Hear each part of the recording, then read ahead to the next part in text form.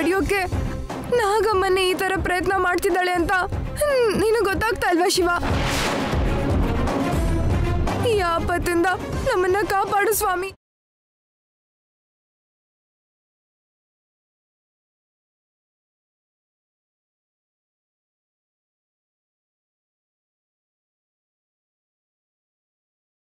ಕಾಪಾಡು ಅಂತ ನಿನ್ನ ಪ್ರಾರ್ಥನೆ ಮಾಡ್ತಾ ಇದ್ದೀರಪ್ಪ. ಅವರ ಪ್ರಾರ್ಥನೆ ನೀನು ಕೇಳಿಸ್ತಾ ಇಲ್ವಾ? ಇಲ್ಲ ಅಂದ್ರೆ ಕಾಪಾಡಬೇಕು ಅಂತ ನಿನಗನ್ನಿಸ್ತಾ ಇಲ್ವಾ? ಶಿವಯ್ಯ, ನನ್ನ ತಾಯಿ ಪ್ರಾಣ ಕಾಪಾಡ್ಕೊಳ್ಳೋಕೆ ನೀ ನನಗೆ ಸಹಾಯ ಮಾಡಿದ್ದೆ. ಭೈರವಿನ ಬೊಂಬೆ ಮಾಡಿದ್ದ ಮಾಯಾ ಪ್ರಭಾವದಿಂದ ನಮ್ಮನ್ನು ರಕ್ಷಣೆ ಮಾಡಿದ್ದೆ. ನಾಗಮ್ಮನನ್ನು ಸಾಯಿಸ್ದೇ ಇರೋದಕ್ಕೆ ಉಪಾಯ ಹೇಳಿದ್ದೆ ನೀನು. ಇಷ್ಟು ಮಾಡಿದ ನಿನಗೆ ನಮ್ಮನ್ನು ಈ ಸಮಸ್ಯೆಯಿಂದ ಕಾಪಾಡೋದಕ್ಕಾಗೋದಿಲ್ವ ಶಿವಯ್ಯ? ನೀನ ಪರಮಶಿವನ ಆರಾಧನೆ ಮಾಡಕ್ಕೆ ನೀನ್ ಜೀವನನೇ ಅರ್ಪಿಸಿರೋ ಶಿವ ಭಕ್ತ ನೀನು. ಶಿವ ಸ್ವರೂಪ ಅಂತ ಅಜ್ಜಿ ಹೇಳಿದ್ರು. ನಿನ್ನ ಆಶೀರ್ವಾದ ಶಿವಾನುಗ್ರಹಕ್ಕೆ ಸಮಾನ ಅಂತ ಎಲ್ರೂ ಹೇಳ್ತಾರೆ. ನಮ್ಮನ್ನ ಕಾಪಾಡು ಶಿವಯ್ಯ.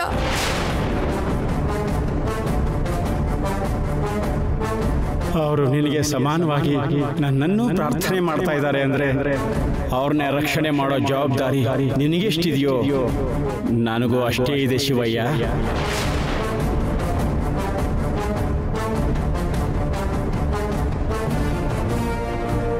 ನಿನ್ನ ಭಕ್ತನಾದ ನಾನು ನಿನ್ನನ್ನು ಪೂಜಿಸೋರನ್ನ ಕಾಪಾಡೋದು ನನ್ನ ಜವಾಬ್ದಾರಿ ಅಂತ ಭಾವಿಸ್ತೀನಿ.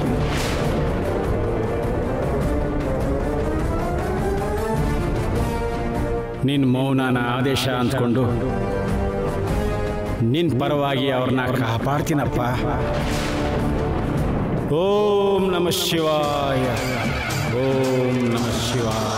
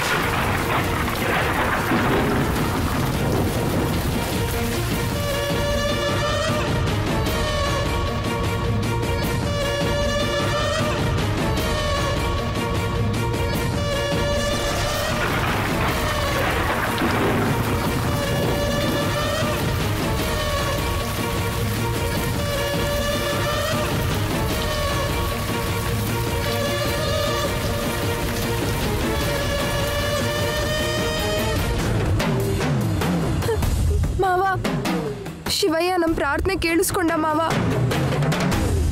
ನಿನ್ ಋಣ ಮರೆಯಲ್ಲ ಶಿವಯ್ಯ.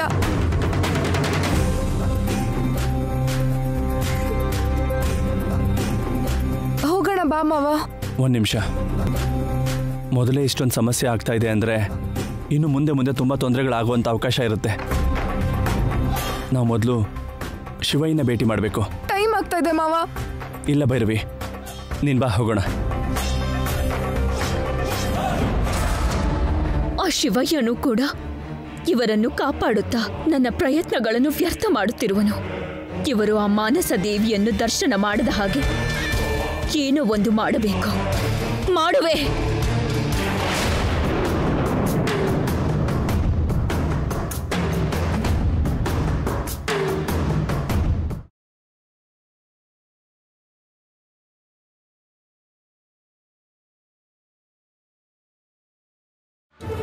ಏನ್ ನಾಗಮ್ಮ ಇಲ್ಲಿಗೆ ಬಂದಿದ್ಯಾ? ಶಿವನ್ನ ಪೂಜೆ ಮಾಡಕ್ ಬಂದಿದ್ಯಾ ಇಲ್ಲ ಈ ಶಿವಯ್ಯನ ವಿಮರ್ಶೆ ಮಾಡಕ್ ಬಂದಿದ್ಯಾ? ನಿನಗೆ ಒಂದು ವಿಷಯ ತಿಳಿಸಲು ಬಂದಿರುವೆ.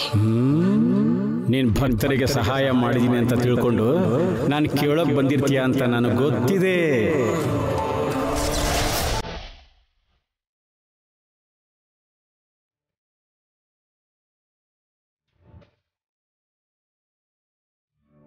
ನೀನು ಆ ಭೈರವಿಗೆ ಅರ್ಜುನ್ಗೆ ಏಕೆ ಸಹಾಯ ಮಾಡುತ್ತಿರುವೆ? ನಿನ್ ಹಾಗೆ ಪೂಜೆ ಮಾಡಿಸ್ಕೊಳ್ಳೋದಕ್ಕೆ, ನಿನ್ ಭಕ್ತರಿಗೆ ಅಭಯ ಕೊಡೋದಕ್ಕೆ ನಾನು ನಿನ್ನಷ್ಟು ದೊಡ್ಡವನಲ್ಲ ನಾಗಮ್ಮ. ನಾನು ನಿನ್ನ ಹಾಗಿಲ್ಲದೆ ಇದ್ರೂ ಕೂಡ ನನಗೆ ತೋಚಿದ ಸಹಾಯ, ನಾನು ಮಾಡಬಹುದಾದ ಸಹಾಯ ಮಾಡಿದ್ರೆ ತಪ್ಪೇನು ಇಲ್ಲ ಅಲ್ಲವಾ ನಾಗಮ್ಮ? ನಿನ್ ಥರ ದೊಡ್ಡವರು, ದೊಡ್ಡ ಮನಸ್ಸಿರೋರು ನನ್ನಂಥವ್ರು ಏನಾದರೂ ಸಹಾಯ ಮಾಡಿದ್ರೆ ಪ್ರಶಂಸೆ ಮಾಡಬೇಕೆ ಹೊರತು ಪ್ರಶ್ನೆ ಮಾಡಬಾರ್ದು ಅಂತ ನೀನು ಗೊತ್ತಿಲ್ವಾ ನಾಗಮ್ಮ? ನೀನು ಸಾಮಾನ್ಯದವನಲ್ಲ ಎಂದು ನನಗೆ ತಿಳಿದಿದೆ ಶಿವಯ್ಯ. ಮತ್ತಿನ್ನೇನೋ, ಸಾಮಾನ್ಯನಲ್ಲದೆ ಹೋದ್ರು ಅಸಾಮಾನ್ಯನಂತೂ ಅಲ್ಲ. ನಾನು ಬಂದಿರುವುದು ನಿನ್ನ ವಾಕ್ಚಾತುರ್ಯವನ್ನು ಕೇಳುವುದಕ್ಕಲ್ಲ. ಮತ್ತಿನ್ಯಾಕೆ ಬಂದಿದ್ದು? ಅವರು ಇಲ್ಲಿಗೆ ಬಂದರೆ ನೀನು ಅವರಿಗೆ ಯಾವ ತರಹದ ಸಹಾಯವನ್ನು ಮಾಡುವುದಾಗಲಿ, ಅಭಯ ಕೊಡುವುದಾಗಲಿ ಮಾಡಲೇಬಾರದು. ಆದೇಶ ಮಾಡ್ತಿದ್ಯಾ? ಎಚ್ಚರಿಕೆ ಕೊಡ್ತಿದ್ಯಾ? ಹೇಗಂದುಕೊಂಡರೂ ಪರವಾಗಿಲ್ಲ. ಅವರು ದೇವಾಲಯದೊಳಗೆ ಹೋಗುವುದಕ್ಕೆ ನೀನು ಅವರಿಗೆ ಯಾವ ತರಹದಲ್ಲೂ ಸಹಾಯ ಮಾಡಬಾರದು. ಮಾನವನ ಸೇವೆ ಮಾಧವನ ಸೇವೆ ಅಂತಾರೆ. ಕೇಳಿದ್ರೆ ಮಾಡಬೇಕು ಅಲ್ವೇನಮ್ಮ? ಮಾಡಬಾರದೆಂದೇ ಹೇಳುತ್ತಿರುವೆ. ಅವರಿಗೆ ನೀನು ನ್ಯಾಯ ಒದಗಿಸಬೇಕೆಂದುಕೊಂಡರೆ ಅದು ನನಗೆ ಅನ್ಯಾಯ ಮಾಡಿದ ಹಾಗೆ ಆಗುವುದು. ಒಳ್ಳೇದು ಮಾಡೋದು ಕೂಡ ಕೆಟ್ಟದಾಗತ್ತೆ ಅಂತ ಹೇಳೋದು ಹೊಸದಾಗಿ ಆಶ್ಚರ್ಯವಾಗಿ ಕಾಣ್ತಿದೆ. ವಿತಂಡವಾದ ಬೇಡ. ನೀನು ನಾನು ಹೇಳಿದ ಹಾಗೆ ಮಾಡಬೇಕು ಅಷ್ಟೇ. ನೀನು ಅವರಿಗೆ ಸಹಾಯ ಮಾಡಬಾರದು. ಒಂದು ವೇಳೆ ಮಾಡಿದರೆ ನನ್ನ ಮೇಲೆ ಆಣೆ. ಅಮ್ಮ ನಾಗಮ್ಮ, ನನ್ನ ಮಾತು ಕೇಳದೆ ನೀನು ಅವರಿಗೆ ಸಹಾಯ ಮಾಡಿದೆಯೋ ನಾನು ಇಲ್ಲಿಯೇ ನಿನ್ನ ಮುಂದೆಯೇ ಅಗ್ನಿಗೆ ಆಹುತಿಯಾಗಿ ಹೋಗುವೆ.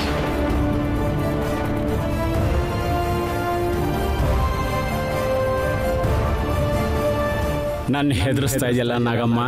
ನಿನ್ನ ಮನಸ್ಸಿಗೆ ತೋಚಿದ್ದು ಮಾಡುವೆಯೇ ಹೊರತು ನಾನು ಹೇಳುವುದನ್ನು ಕೇಳುವುದಿಲ್ಲ ಎಂದು ನನಗೆ ತಿಳಿದಿದೆ. ಅದಕ್ಕೆ ಈ ವಿಧದಲ್ಲಿ ಹೇಳಬೇಕಾಗಿ ಬಂದಿದೆ.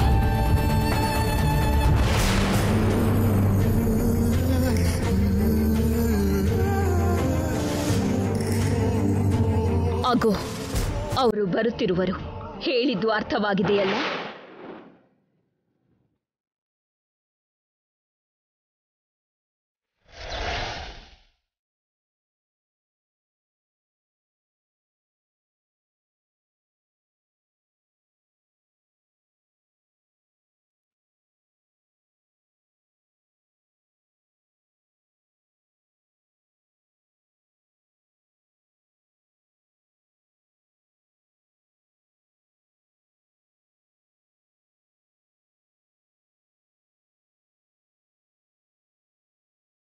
ಶಿವಯ್ಯ, ನೀವ್ಯಾಕೆ ಬಂದಿದ್ದೀರಾ ಅಂತ ನನಗೆ ಗೊತ್ತಮ್ಮ.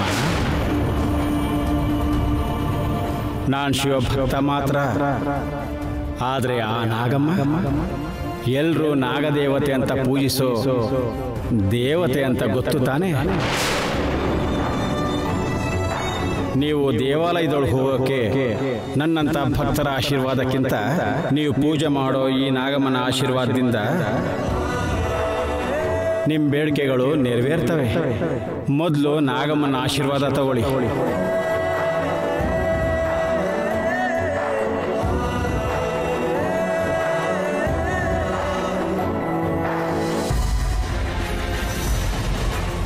ಅಮ್ಮ ನಾಗವ ತಾಯಿ, ಯಾವ ಥರದ ಅಡ್ಡಿ ಆತಂಕಗಳು ಇಲ್ಲದೆ ನಾವು ಮಾನಸಾದೇವಿ ದರ್ಶನನ ಸುಲಭವಾಗಿ ಮಾಡೋ ಹಾಗೆ ನಮಗೆ ಆಶೀರ್ವಾದ ಮಾಡು ತಾಯಿ.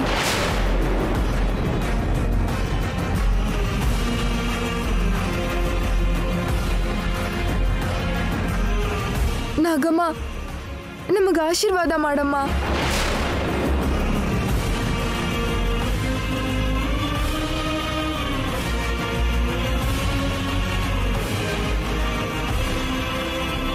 ಅಭಯ ಕೊಡೋ ನಾಗಮ್ಮ, ನಮ್ಮ ಮೇಲೆ ಆಕ್ರೋಶದಿಂದಿದ್ದಾಳೆ ಶಿವಯ್ಯ.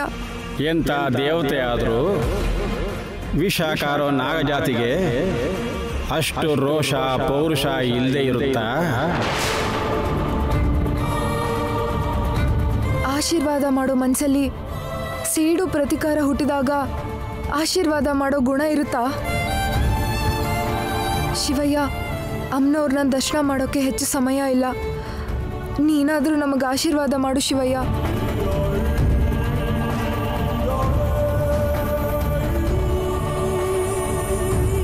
ನೀನು ಅವರಿಗೆ ಸಹಾಯ ಮಾಡಬಾರದು. ಒಂದು ವೇಳೆ ಮಾಡಿದರೆ ನನ್ನ ಮೇಲೆ ಆಣೆ.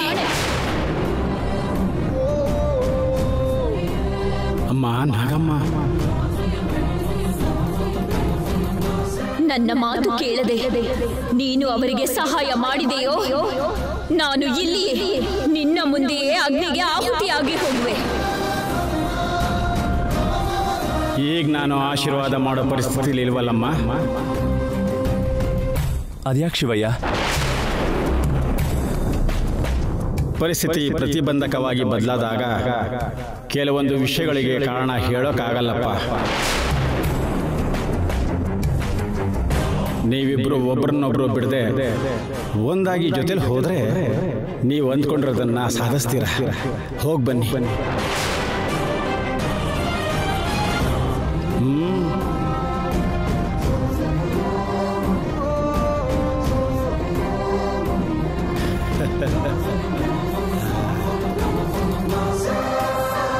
ಮಾವ, ಹೋಗೋಣ ಬಾ. ಓಂ ನಮಃ ಶಿವಾಯ.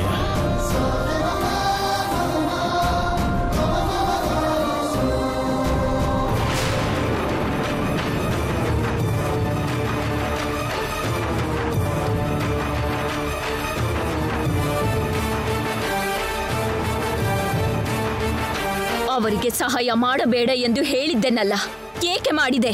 ಚೆನ್ನಾಗಿ ಹೇಳಿದೆ ನಾಗಮ್ಮ. ನಾನು ಅವರಿಗೆ ಸಲಹೆ ಕೊಟ್ಟನೆ ಹೊರತು ಸಹಾಯ ಮಾಡಲಿಲ್ವಲ್ಲಮ್ಮ. ನೀನು ಮಾಡಿದ್ದು ಸಹಾಯವೋ ಸಲಹೆಯೋ ತೋರಿಸುವೆ.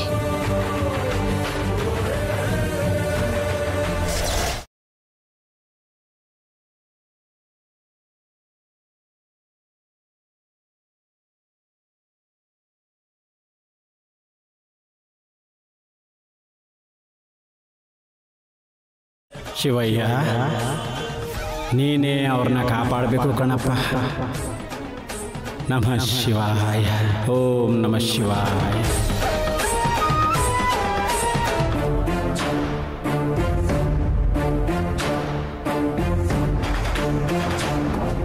ದೇವಸ್ಥಾನದ ಹತ್ರ ಸುರಂಗ ಇರುತ್ತೆ ಅಂತ ಅದರೊಳಗಿಂದ ಹೋದರೆ ಮಾನಸಾದೇವಿನ ದರ್ಶನ ಮಾಡೋದಕ್ಕೆ ಮೆಟ್ಟಿಲುಗಳಿದೆ ಅಂತ ನಿಮ್ಮಣ್ಣ ಹೇಳಿದರು. ಮೆಟ್ಲು ಮೇಲೆ ಹೋಗುವಾಗ ತೋಳಗಳು ಅಟ್ಯಾಕ್ ಮಾಡ್ತವೆ ಅಂತ ಹೇಳಿದ್ದಾರೆ ಮಾವ. ಅಮ್ಮನವ್ರ ಅನುಗ್ರಹ ಸಂಪಾದನೆ ಮಾಡಬೇಕು ಅಂದರೆ ನಮ್ಮ ಸಂಕಲ್ಪ ಬಲವಾಗಿದ್ರೆ ನಮ್ಮನ್ನ ಯಾರು ಏನೂ ಮಾಡೋಕ್ಕಾಗಲ್ಲ. ನಡಿ.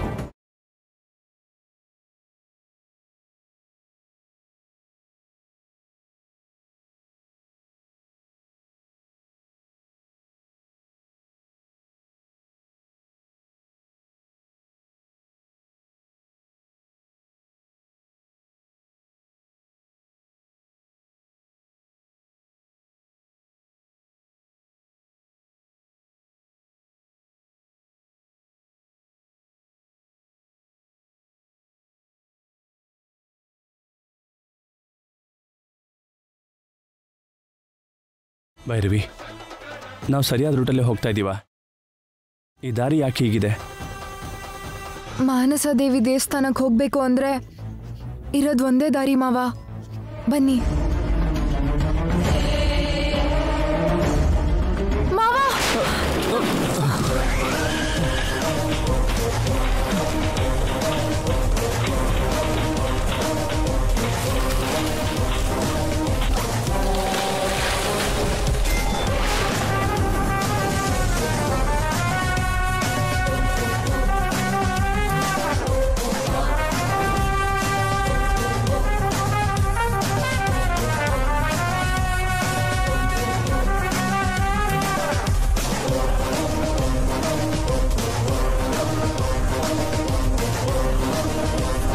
ಗಾಳಿಗೋ ಮಳೆಗೋ ಮರ ಬೀಳ್ತಿದೆ ಅನ್ಕೋಬೋದಿತ್ತು. ಆ ಥರ ಏನೂ ಆಗದೆ ಇದ್ರೂ ಹೀಗೆಲ್ಲ ಯಾಕಾಗ್ತಿದೆ?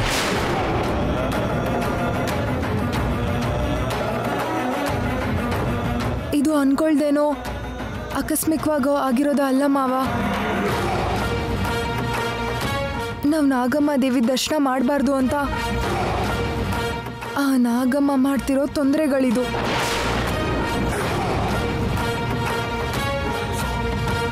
ಹಾಗಾದರೆ ನಾವು ದೇವಸ್ಥಾನದ ಒಳಗೆ ಹೋಗೋ ದಾರಿ ಮುಚ್ಚಿ ಹೋಗಿದೆ. ನಾವೀಗ ಆ ತಾಯಿನ ದರ್ಶನ ಮಾಡೋದಾದ್ರೂ ಹೇಗೆ? ಅಮ್ಮ ನಾಗಮ್ಮ, ನಾನು ಮರದ ಮೇಲಿಂದ ಬಿದ್ದು ಹೋಗದೆ ಇರೋ ಹಾಗೆ ನನ್ನ ಕಾಪಾಡಿದ್ದೆ. ನನಗೆ ಅಭಯ ಕೊಟ್ಟಿರೋದ್ರಿಂದನೇ ನನಗೇನು ಆಗದೆ ಇರೋ ಹಾಗೆ ಕಾಪಾಡೋದು ನಿನ್ನ ಜವಾಬ್ದಾರಿ ಅಂತ ಹೇಳಿದ್ದೆ. ನೀ ನನಗೆ ಕೊಟ್ಟಿರೋ ಅಭಯ, ನೀ ನಂಗೆ ಕೊಟ್ಟಿರೋ ಮಾತು ನಿಜಾನೇ ಆಗಿದ್ರೆ ನನಗೆ ಆಶೀರ್ವಾದ ಮಾಡಮ್ಮ.